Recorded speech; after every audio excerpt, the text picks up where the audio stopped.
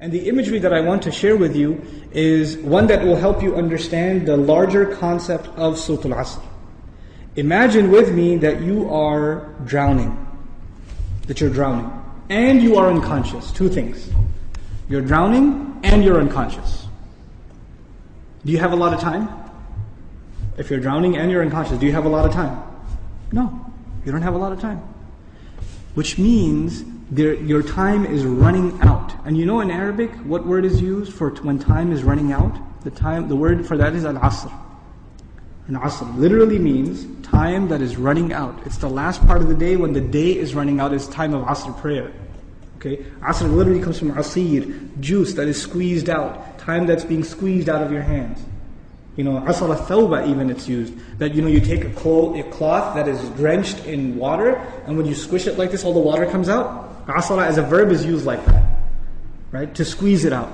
So Allah talks about this time. You're drowning, you're unconscious, your time's running out. What's the first thing you need to do to be able to survive if you're in that position? If you hope to survive, what's the first thing you're going to need? What do you think? Wake up. That's the first thing you're going to need. If you're unconscious, then you're finished. The very first condition has to be you have to wake up. And even if you were in the most wonderful dream, and in your dream you were enjoying the greatest success, you're driving a Ferrari down, they have these car commercials with the hills and the highways on the side, the water on the other side, right? You're in one of those cars, the top's been dropped off, and you're just cruising along the highway, enjoying life. That's your dream. But when you wake up, what do you realize? You're drowning. You're underwater. That's the first condition. You have to wake up. Once you do wake up, you say, oh man, this is a nasty reality and I was enjoying such a good dream. I should go back to sleep. If you do that, what kind of person would you be? Insane. You'd be insane. Or someone at least who has no courage to accept reality. Because they found reality to be very difficult, they decided they're going to put themselves back to sleep even though they woke up. Does this person, if he drowned, can he blame anybody else? The one who woke up and went back to sleep? You think? Someone who never woke up, maybe, right? But the one who woke up said, this is not good. And they went back to sleep. They have no one to blame but who? Themselves. They have no one to blame but themselves. Now, let's imagine that they did wake up. What do you have to do next? Oh, it's pretty bad, I'm drowning. Even if you don't know how to swim, will you not use every muscle in your body to make certain kinds of motions to go towards the surface? Wouldn't you do that? And you will make certain kinds of motions that make you go further down, and certain kinds of motions that will make you go up. And once you discover which ones help you go up, you will only do those, right? You will do those. In other words, the first thing was you have to wake up. The second was you have to swim. You have to do something to try to get to the surface. When you got to the surface, you gasped for air, and you got pulled back down. You got pulled back down. And you know who you got pulled back down? You won't believe this.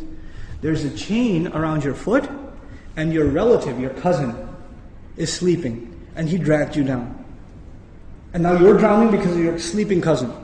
What do you have to do now? You got to wake him up. And you're not even waking him up because you want to save him. Who are you waking him up for? Maybe you want to save him, maybe. Maybe you don't even like your cousin, I don't know, right? But what's the point? The point is you're trying to wake him up because if you don't wake him up, who's also going to drown? You yourself. So you wake him up, and he says, man, I was driving a Ferrari, you woke me up for no reason, I'm going back to sleep. Forget you. Can you just say, okay, well, I didn't like you anyway, suit yourself? Can't do that. If he goes to sleep again, what are you going to do? No, man, wake up, let's go, you can't give up. You can't not accept reality. And you have to keep trying to wake him up until he finally says, okay, fine, what do we do? He says, you say to him, let's swim together. Both of you come up together. The third time, you both get pulled down by your grandmother, by your aunt, by your neighbor, by your son, by your daughter. Does the process continue? The process continue? There's a 4-part process to this people surviving. The first was they had to wake up themselves. Then they had to try to swim. Then they had to tell other people that they're tied to, this is the truth. Let's go. And even if they got tired and one of them said, man, I can't do this anymore. We've been doing this now over and over again. I don't know if I can do it anymore. And the other one says, no, We are all going to survive together. You have to do this. Come on, let's go, let's go, let's go. Keep going, keep going. You ever seen those kinds of movies where they're trying to escape from some army and one of them gets tired and says, I can't run anymore. What do the others do? Come on, let's go. We can do this, we can do it. And they get him to run anyway, even though he thinks he can't run anymore. They work with each other because their survival depends on each other. They work together desperately. What does Allah say at the end of this surah? First He says, إِنَّ الْإِنسَانَ لَفِي Wal asr, first of all, time's running out. Then He says, إِنَّ الْإِنسَانَ لَفِي خُسْرٍ. I'll translate it, human beings are drowned in loss. You see the parallel? Human beings are drowned in loss.